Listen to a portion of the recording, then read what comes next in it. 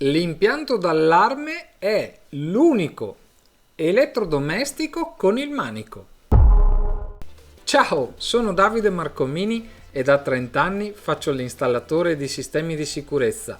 Sono anche l'ideatore, fondatore del portale Top Security Advisor e nel canale aiuto l'utilizzatore a districarsi nei sistemi di allarme intrusione. Come dicevo poco fa, l'impianto di allarme è l'unico elettrodomestico con il manico.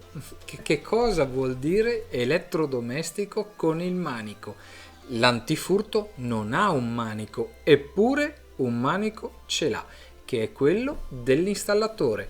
Troppo spesso negli ultimi tempi l'impianto di allarme viene scambiato per elettrodomestico, ma elettrodomestico non è, perché senza l'installatore che conosce le norme, in grado di fare l'analisi del rischio, in grado di realizzare un sistema di adeguato livello di sicurezza, quell'elettrodomestico non ti servirà a nulla, a poco, se non all'idea e quindi alla percezione di sicurezza che ti potrà dare. Ma l'installatore deve lavorare sulla sicurezza vera, non sulla sicurezza percepita.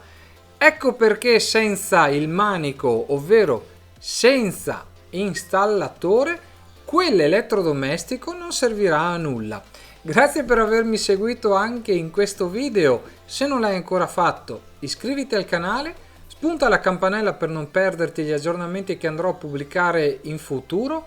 Io ti aspetto nei prossimi video. Ciao!